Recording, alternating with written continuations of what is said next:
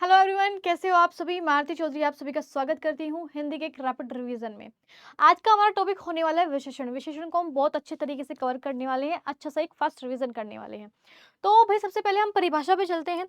अगर हम विशेषण की परिभाषा की बात करें तो भाई सिंपल सी एक परिभाषा है कि संज्ञा और सर्वनाम शब्दों की विशेषता बताने वाले शब्द विशेषण कहलाते हैं।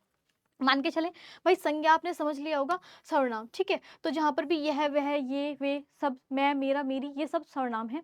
और जो भी जैसे कि संज्ञा मैंने आपको पढ़ाई दिया था, तो संज्ञा या सर्वनाम शब्दों की विशेषता जो बताई जाती है वो क्या कहलाता है, विशेषण कहलाता है। यानी कि विशेषता बताई जाएगी संज्ञा और सर्वनाम की। उदाहरण की अगर हम बात करें तो अच्छा लड़का, यहाँ पर लड़का क्या है, संज्ञा।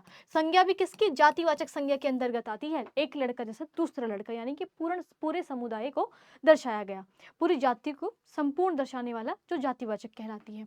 नीला आसमान, तो नीला यहाँ पर क्या है, विशेषण। और किसकी विशेषता बताई जा रही है, आसमान की विशेषता बताई जा रही है। हवा, और हवा भी किसमें, तेज हवा, तो तेज यानी कि हवा की विशेषता है। तो संज्ञा सर्वनाम शब्दों की विशेषता जो भी बताएं वो विशेषण कहलाता है। ठीक है, जैसे कि अच्छा व्यक्ति, तो व्यक्ति क्या है, यहाँ पर संज्ञा है। और अच्छा यानी कि उसके गुण है, यानी कि उसकी विशेषता बताई जा रही है। चले भाई, अब हम भेदों पर चल लेते हैं। मुख्यतः विशेषण के चार भेद होते हैं। मुख्यतः कितने होते हैं, चार होते हैं। पहला गुणवाचक विशेषण, और ये गुणवाचक विशेषण का मतलब ये नहीं कि इसके अंदर गुण ही आएंगे। इसके अंदर गुण, दोष, दशा, अवस्था, जो भी इंसान को हम महसूस करते हैं कि ये अच्छा है, ये बुरा है, ठीक है, ये मोटा है, ये पतला है, ये लंबा है, ये सब इंसान के गुण होते हैं। तो इसके अंतर्गत सब आ जाते हैं। संख्यावाचक विशेषण, संख्यावाचक विशेषण में बोध होगा कि पहला है, दूसरा है, कुछ संख्या दी गई होगी जो हमें पता लगेगा कि 5 व्यक्ति खड़े हैं, 4, ठीक है, 4 केले हैं, 4 मेज है, 4 कुर्सी है, जहां पर संख्या का बोध हो। वाचक यानी कि वाचक का अर्थ हमेशा याद रखना, वाचक का अर्थ होता है बोध कराने वाला, ठीक है, बोध बोध कराने वाला, बोध कराने वाला। तो वाचक यहाँ नहीं, यानी कि संख्या का बोध जो कराए। चले भाई, बहुत बढ़िया भाई। अब संख्यावाचक विशेषण के भी दो भेद होते हैं। दो भेद मतलब अनिश्चित और निश्चित। कुछ बच्चे खड़े हैं, 5 बच्चे खड़े हैं, तो यहाँ पर 5 यानी कि निश्चित, और यहाँ पर कुछ यानी कि अनिश्चित। अब परिमाणवाचक विशेषण पे समझ लेते हैं। जहाँ भी आपको नाप तोल की बात दिखे, जहाँ भी आपको नाप तोल की बात लिखे, थोड़ा दूध दो, 5 लीटर दूध दो, तो थोड़ा दूध, यहाँ पर भी इसके भी दो भेद होते हैं, निश्चित और अनिश्चित। थोड़ा दूध दो, थोड़ा गिलास में पानी दो, तो ये क्या है, यहाँ पर क्या अनिश्चित आ जाता है, 1 गिलास पानी दो, या थोड़ा, या 2 लीटर दूध दो, तो ये क्या है, हमारे निश्चित के अंदर आ जाते हैं। सार्वनामिक विशेषण, यहाँ पर सार्वनामिक विशेषण या संकेतवाचक विशेषण को समझे जहाँ पर भी संज्ञा से पहले आपको सर्वनाम दिखे, ठीक है, जहाँ भी आपको संज्ञा से पहले यह वह, ठीक है, ये वे शब्द दिखे, यानी कि उसकी विशेषता बताई जाती है। संज्ञा की विशेषता सर्वनाम के माध्यम से बताई जाए। ये मेरा घर है, ठीक है, यह किताब है, तो यह जो है वो सर्वनाम है और संज्ञा से पहले प्रयुक्त हुआ है। संज्ञा से पहले प्रयुक्त होकर उसकी विशेषता बताए, वो हमारा सार्वनामिक या संकेतवाचक विशेषण कहलाता है। आ गई समझ में बात। अब चलते हैं आगे। आगे अगर मैं आपको कहूँ विशेष्य क्या होता है, तो सबसे पहले विशेष्य को समझे, विशेष्य होता क्या है। तो विशेष्य भाई कुछ नहीं होता, अभी मैंने आपको संज्ञा और सर्वनाम बताया है ना, उन्हीं को विशेष्य बोलते हैं। संज्ञा या सर्वनाम की जो विशेषता बताता है वो विशेष्य कहलाता है। और विशेष्य क्या है, विशेष्य ये दोनों ही हैं, जिसकी विशेषण विशेषता बताता है ना, वो दोनों विशेष्य कहलाते हैं। और विशेष्य क्या है, संज्ञा या सर्वनाम दोनों ही क्या है, विशेष्य है। देखो, विशेष्य वह संज्ञा या सर्वनाम शब्द होता है, संज्ञा या सर्वनाम शब्द विशेष्य होता है कि जिसकी विशेषता बताई जाती है, विशेषण के माध्यम से जिसकी विशेषता बताई जाती है। मान के चले काला घोड़ा, तो घोड़ा यहाँ पर क्या है, यहाँ पर घोड़ा मैम संज्ञा है, ठीक है, संज्ञा है। यहाँ पर घोड़ा, यहाँ पर लड़की मैम क्या है, संज्ञा है। संज्ञा क्यों है मैम, एक लड़की जैसी दूसरी लड़की, पूरी जाति को, संपूर्ण जाति को दर्शाया गया है। तो यहाँ पर लड़की क्या है, सुंदर है, काला क्या है, घोड़ा है, तो ये गुणवाचक विशेषण के अंदर आते हैं, ये गुण है, किसी के विशेषण है। समझ में आ गया, बहुत बढ़िया भाई। अब चलते हैं प्री विशेषण के ऊपर। प्री विशेषण, प्री मतलब पहले, प्री विशेषण मतलब प्री मतलब पहले।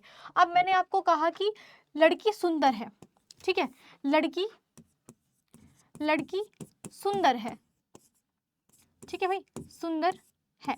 अब सुंदर है, ठीक है भाई, बहुत बढ़िया। ठीक है, सुंदर है। अब मैंने कहा कि भाई बहुत बढ़िया, अब यहाँ पर आपको दिखा कि मैम ये जो हो गया सुंदर तो वही लड़की की विशेषता हो गई, यानी कि ये विशेषण हो गया, बढ़िया। और लड़की क्या हो गई यहाँ पर, संज्ञा हो गई। अगर मैं यहीं पर लगाऊं कि यहाँ पर मैं बहुत लगा दूं, यहाँ पर मैं बहुत लगा दूं, लड़की बहुत सुंदर है, तो यहाँ पर विशेषण की भी विशेषता बताई जा रही है। विशेषण तो यहाँ पर सुंदर था और सुंदर की भी विशेषता की बहुत, तो ये हमारा क्या कहलाता है, प्रिय विशेषण कहलाता है। ये हमारा क्या कहलाता है, प्रिय विशेषण कहलाता है। ये प्रिय विशेषण कहलाता है कि विशेषण की भी विशेषता जहां बताई जाए वो प्रिय विशेषण कहलाएगा। कैसे, बहुत, भाई कहीं पर बहुत लगा हो कि राम बहुत सुंदर है, राम सुंदर तो है पर बहुत सुंदर है। अत्यंत प्रिय, ठीक है, बहुत मोटा, जो किशन है वो मोटा तो है पर बहुत मोटा है। बहुत सुंदर लड़की, लड़की सुंदर है, विशेषण है, गुण है, बट बहुत सुंदर है, यानी कि प्रिय विशेषण आ गया इसके अंदर। समझ में आ गई बात। चलते हैं आगे, अब भेदों पर चल लेते हैं। सबसे पहला भेद हमने क्या पढ़ा था, गुणवाचक विशेषण। गुणवाचक विशेषण के अंतर्गत क्या आता है, देखिए भाई, संज्ञा या सर्वनाम के गुण के बारे में, दोष के बारे में, किसी भी व्यक्ति के, किसी भी चीज के गुण के बारे में, दोष के बारे में, रंग के बारे में। राम भूरा है, गाय काली है, ठीक है, बहुत बढ़िया, ठीक है भाई।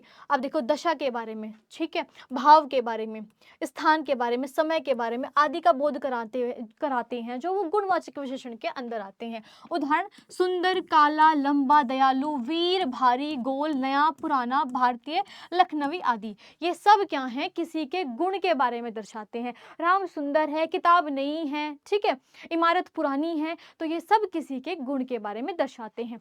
अब वहीं पर उदाहरण देखो, वह लड़की सुंदर है, तो सुंदर किसी का गुण हो जाता है, सुंदर किसी का गुण हो जाता है। जहां भी आपको ये शब्द दिखे वो गुणवाचक विशेषण के अंदर आते हैं।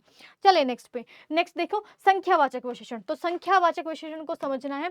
संख्यावाचक विशेषण के दो भेद होते हैं, दो भेद। देखो यह विशेषण जहाँ संज्ञा सर्वनाम का की संख्या का बोध कराए, संज्ञा सर्वनाम की संख्या का बोध कराए, विशेष्य का बोध कराए, जहां पर विशेष्य की संख्या का बोध कराए। उदाहरण में एक, दो, तीन, पहला, दूसरा, कुछ, सब कुछ, कई, अनेक आदि, ये सब क्या कहलाते हैं, संख्यावाचक विशेषण के उदाहरण कहलाते हैं।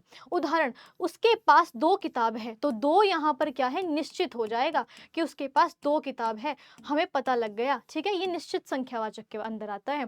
पहला निश्चित संख्यावाचक, दूसरा अनिश्चित संख्यावाचक। अब देखो एक, दो, तीन, चार, पाँच, ये सब निश्चित संख्यावाचक के भेद होंगे, ठीक है। जहां पर भी आपको एक, दो, तीन, चार, पाँच, दो गुना, तिगुना ये दिख जाए आपको, वहां पर सबको आपको निश्चित संख्यावाचक लगाना है, निश्चित। अब कुछ, थोड़े, बहुत, कई, सब, हर, प्रत्येक, ये अनिश्चित वाचक के शब्द होते हैं। जिस वाक्य में आपको ये शब्द दिख जाए वहां पर अनिश्चित संख्यावाचक लगाना है। अब निश्चित संख्यावाचक में भी कुछ होते हैं, जैसे कि पहला, दूसरा, तीसरा, चौथा, ये हमारे क्रम सूचक निश्चित संख्यावाचक के अंदर आते हैं। दूसरा, दो गुना, तिगुना, चौगुना, ये हमारे किसके, आवर्ती बोधक निश्चित संख्यावाचक के अंदर आते हैं। दोनों, तीनों, चारों, ये समुदायवाचक निश्चित संख्यावाचक के अंदर आते हैं।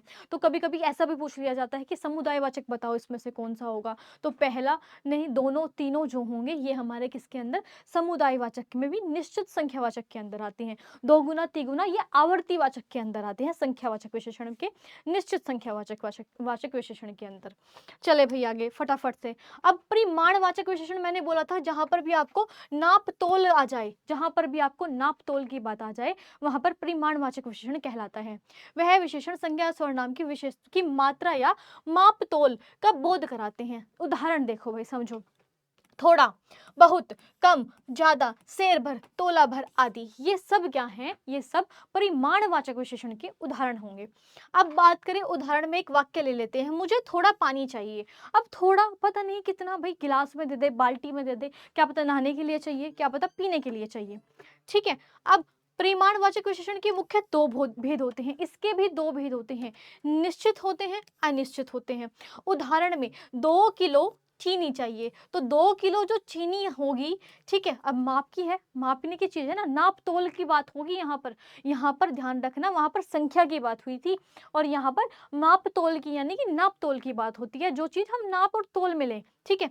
तो 2 किलो चीनी नापे जाती है, तो ये क्या है, एक निश्चित संख्या, निश्चित परिमाणवाचक के अंदर आएगी, ठीक है, निश्चित परिमाणवाचक के अंदर आती है। चले भाई बहुत बढ़िया।